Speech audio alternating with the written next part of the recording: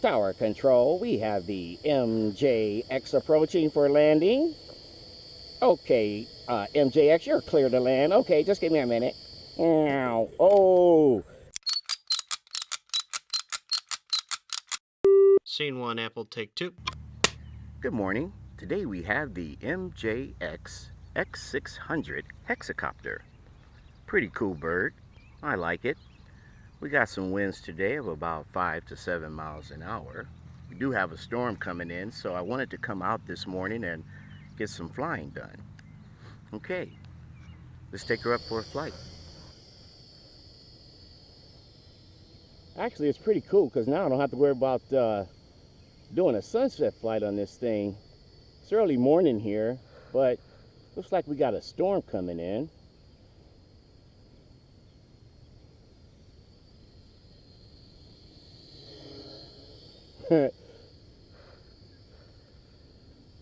I really like this. I like everything.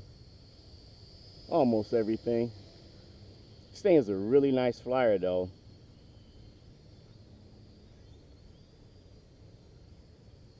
It's kind of hard at first to get used to it. So what I did was I painted my my front rotors. I painted them red.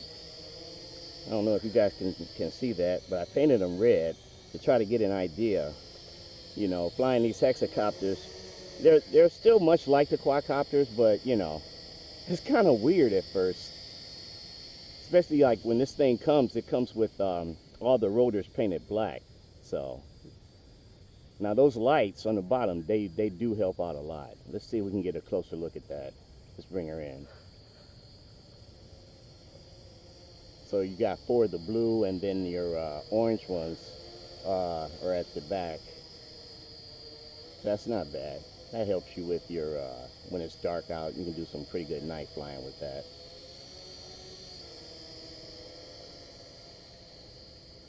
All right, let's see if we can get some altitude.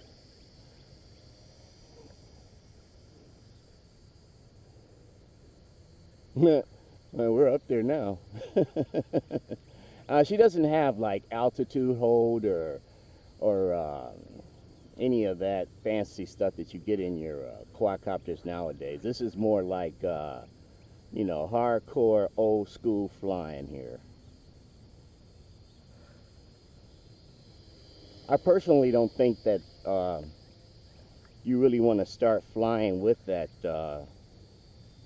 headless mode and barometer, altitude hold and stuff like that. Not if you're a beginner. They're really dumbing down flying and the art of flying. But I think that those features, they do come in handy if you're doing FPV, because then you're really having a difficult time, you know, adjusting your height, and then a lot of those things are the racers, and that's what I plan on really getting into this year, are the FPV racers, because I really like those.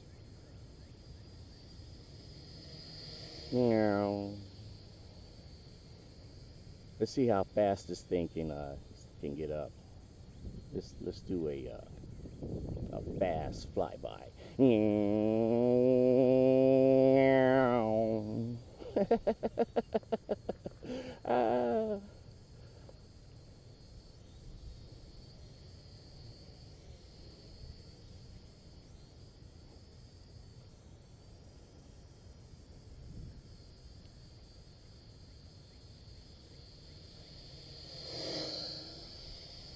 That was a good buzz. All right. Let's see if we can do a lap around the park.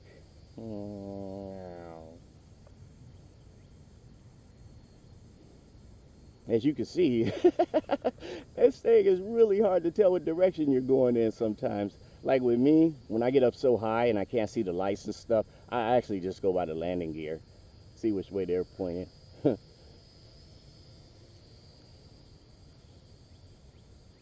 Now the flight time on this thing, if I had to guess, probably as usual, you usually get like 5 to maybe 8 minutes. I think I'm running a a 7.4 volt, 700 milliamp LiPo battery. It's a very tight fit too, so I don't know if you're going to be able to go like to an 800 or something like that. And I don't really think there's any need for it for something like this, because, you know, you get a pretty decent flight time on here. So might be a good idea to just go out and buy a couple of batteries, because a lot of these batteries you could still use in like other quads and radio control cars and, you know, stuff like that. So you buy a few of these things and you're going to end up having a lot of batteries. And by the way, you might want to take a look at my video on the IMAX professional battery charger, because once you start getting a collection of these things, you're going to need a professional charger. You're not going to want to keep using those cheap chargers that they give you, because they're not that great. You know, I think they damage your batteries a lot. They make them swell, and once your batteries start swelling, you're pretty much losing them. Your LiPo batteries they're a different animal. A lot of power, but they take special care, and they will catch on fire. And when you do see your batteries swell, might be a good idea to resist the temptation of popping them. You know, because they get real bubbly or whatnot. Don't ever do that. They will catch fire. Be very careful. Don't leave your house with LiPo batteries. You know, this isn't a lesson on LiPo batteries, but I can't stress that enough. All right, and as you can see, those front blades, got them painted red. All right, let's see if we can gain some altitude real fast. See how fast she climbs.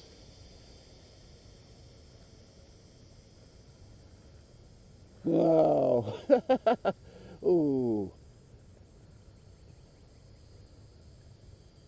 Let's see if we can hold a hover. That's not bad.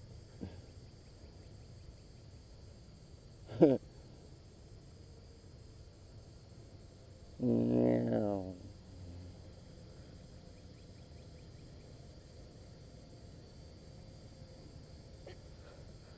Oh wow, ducks. The geese are arriving. Canadian geese. Here they go.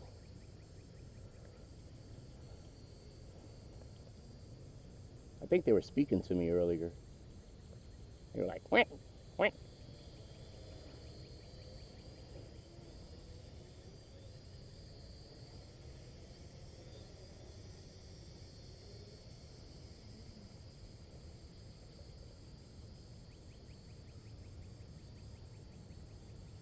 This is a nice, calm morning.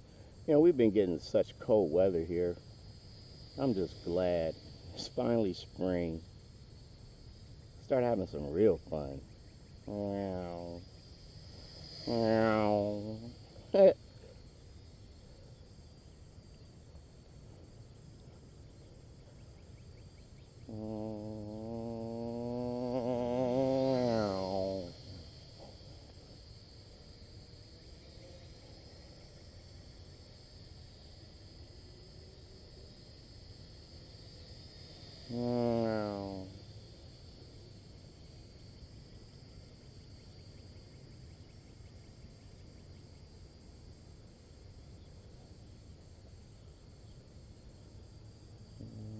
I wonder if we got enough power to go to the other side of the park. Let's see. I'm gonna go way down by the baseball thing and hope my battery doesn't die. So you get some pretty good range on here. If I had to guess, most of these things usually get between 80 and 100 meters on the range. This is a pretty big field, by the way. As you can see, you got a baseball diamond here, and then you've got this like soccer field, and so this is a pretty big field, and it's covering it pretty good. Look at that.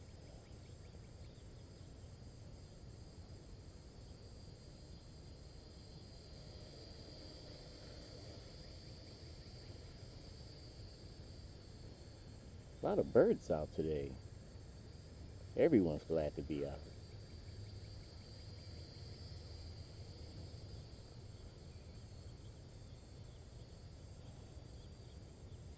Now,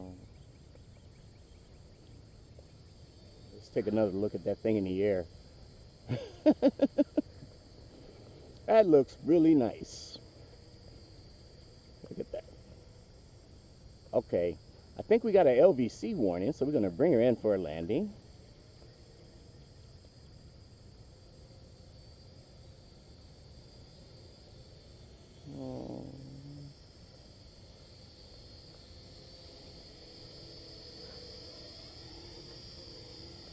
You know what? Let's try to land her over here. Try to do a real landing on top of the trash can. We might have enough power, enough skill.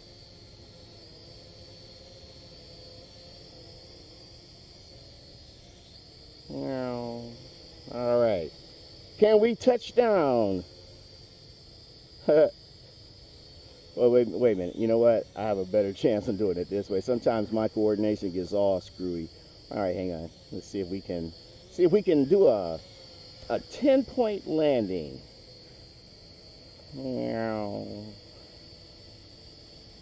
Tower control. We have the MJX approaching for landing.